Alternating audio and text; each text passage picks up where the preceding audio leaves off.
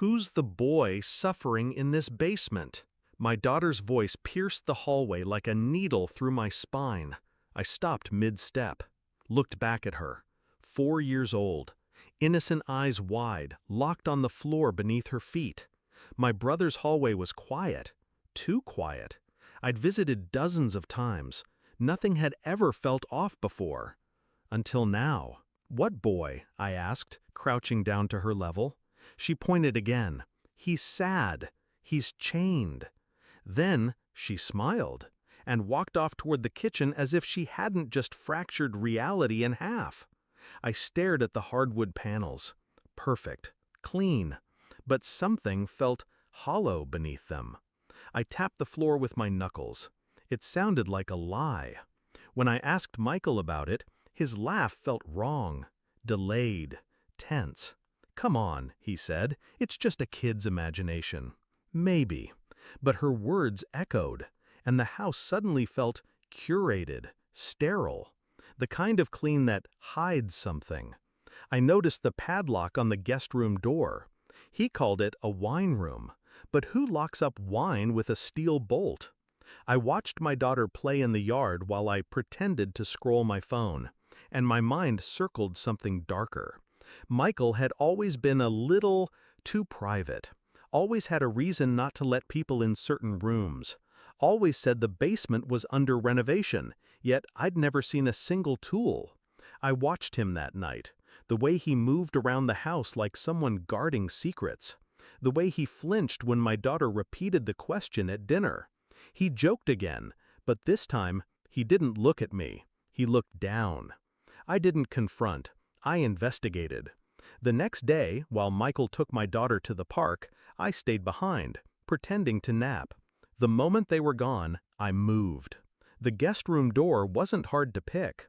I learned from watching crime documentaries, of all things. Pathetic irony. Inside, nothing but a rug and a faint draft of cold air. I pulled the rug aside. A trapdoor. Unpainted, worn, hidden beneath layers of silence. I opened it. The smell hit me first. Wet stone, rust, sweat. A ladder led down into shadow. I climbed, flashlight gripped tight, heart locked behind my ribs. The cellar wasn't empty.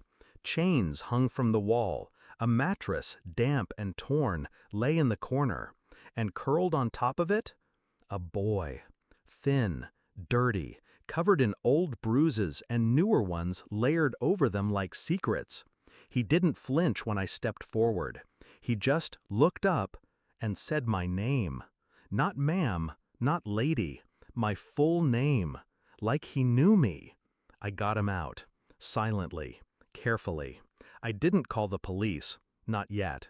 I drove him to a motel outside town and gave him food, a blanket, space. He was 13. And he said he was my nephew, Michael's son.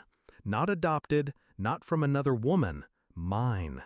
I remembered the miscarriage, the one I never fully understood. 8 years ago, Michael had been the one driving me to the hospital. I had been half conscious from blood loss. I trusted him. He never let me see the body, never let me ask questions. And now this boy sat across from me, with my eyes. My father's cheekbones. A scar on his arm I knew I hadn't given, but he remembered getting, from Michael. I didn't cry. I couldn't. When Michael returned, I was already waiting in his kitchen. He didn't see it coming. I handed him a photo. The boy. Cleaned up. Alive. Free. Michael turned pale. He started. I know. Silence. He looked for anger in my face. There wasn't any, just calculation. I've already contacted child services. I have medical reports, photos. He told me everything. He stepped back. I stepped forward.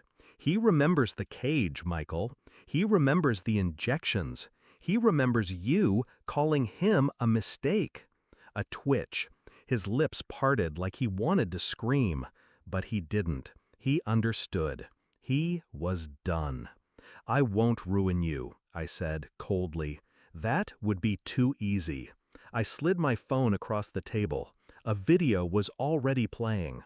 Michael's voice, screaming, threatening, recorded, saved, backed up in 6 different places. I leaned in.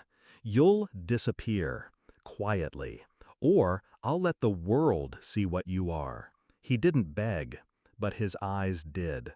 Michael's house is empty now. He left the country. No notice, no explanation, just vanished. My daughter sleeps soundly in her room. The boy, my son, shares the room next door. They bonded in days, as if they'd always known. Maybe they had. Sometimes I watch them play. Sometimes I think about what I missed, what was taken. Then I remember what I took back. I never told him I was his mother. Not yet. Some truths need to grow slowly, like flowers through concrete. I visit the trapdoor once more before we move. I stare into that dark. And then I close it forever.